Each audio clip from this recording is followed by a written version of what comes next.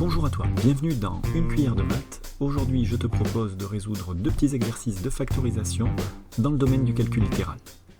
Nous allons commencer. Je t'invite éventuellement à faire pause dès que tu as l'énoncé pour t'entraîner de ton côté à résoudre la factorisation toi-même, puis vérifier ensuite avec moi si tu as tout bien compris et si ta solution convient. Commençons avec l'exemple 5a moins 7a carré. Pour factoriser cette expression, je vais d'abord te donner une méthode qui est très importante. Dès que tu es perdu, dès que tu manques de repères, si tu ne sais plus comment faire pour factoriser, ou si tout simplement tu es au début de l'apprentissage de la factorisation, je t'invite et je te recommande de bien faire apparaître les symboles de multiplication dans ton expression pour bien repérer tous les éléments. Ici, c'est ce que je vais faire. Donc cette expression 5a moins 7a carré, je vais commencer par l'écrire 5 multiplié par a, moins 7 multiplié par a multiplié par a. J'ai interprété la convention d'écriture 5a et j'ai interprété également la notation a carré. À présent, je vérifie que je suis dans les bonnes conditions. Normalement, je dois me retrouver devant une addition ou une soustraction qui sépare des petits groupes de multiplication. C'est le cas ici, tu le vois, j'ai bien une soustraction qui sépare la multiplication à gauche 5 multiplié par a et à droite 7 multiplié par a multiplié par a. Dans chacune de ces multiplications, je dois à présent trouver un facteur commun. Il est assez évident à trouver, c'est le nombre a. Je le mets en évidence en l'écrivant en vert. Toi, tu peux l'entourer ou le surligner ou le souligner. Une fois que j'ai toutes ces conditions de réunies, je vais écrire la factorisation. Je mets donc en place un produit, j'écris ma multiplication. À sa gauche, à gauche du symbole multiplié, je mets le facteur commun a, qui était en vert. Et à sa droite, puisque mon expression de départ est une différence, c'est une soustraction, je vais écrire entre parenthèses une soustraction.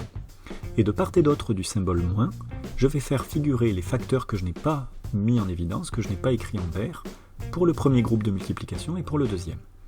À gauche du signe moins, je vais repérer les facteurs qui n'ont pas été mis en vert.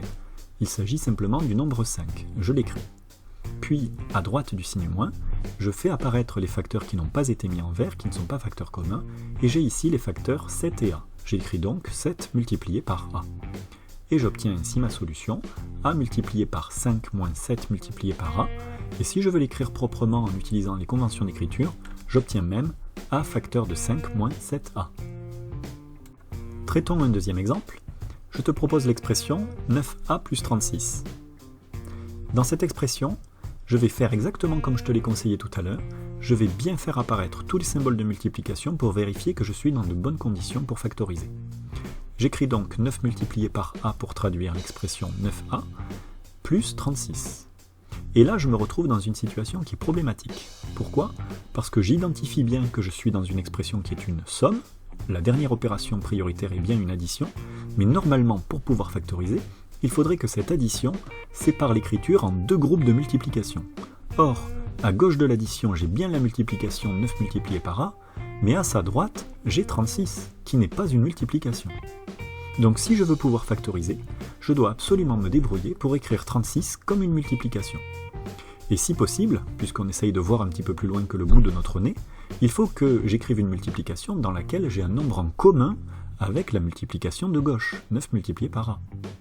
Or 36 s'écrit 9 multiplié par 4, on a de la chance, on va donc pouvoir mettre en évidence une addition qui sépare deux multiplications, deux produits, dans lesquels on a bien un facteur commun, le nombre 9.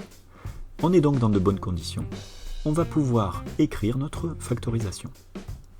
Cette factorisation s'écrit de la manière suivante, on écrit un produit, puisque l'objectif de factoriser c'est d'écrire un produit, on écrit donc le symbole multiplié, à sa gauche, on va mettre notre facteur commun, celui qui a été souligné en vert, écrit en vert, le nombre 9, et à sa droite, on va composer une somme, puisque l'expression de départ est une somme, on doit avoir entre parenthèses une somme, et de part et d'autre, c'est-à-dire à gauche et à droite du signe plus, je vais compléter par les facteurs non utilisés, non mis en évidence, des deux groupes de multiplication que j'ai au départ. Dans ma première multiplication, celle de gauche, j'avais 9 multiplié par a. Le 9 est notre facteur commun déjà mis en évidence à gauche du symbole multiplié. Il me reste le a que je dois utiliser, je vais l'écrire à gauche du plus, dans les parenthèses. Puis pour le deuxième groupe de multiplication 9 multiplié par 4, le 9 en vert a déjà été utilisé, il est mis en facteur dans l'écriture, il me reste donc le facteur 4 que je place à droite du plus dans les parenthèses. J'obtiens donc la solution 9 multiplié par a plus 4, et si j'utilise les conventions d'écriture, j'obtiens comme dernière expression 9 facteurs de a plus 4. Cette vidéo est à présent terminée, je te retrouve bientôt pour d'autres vidéos.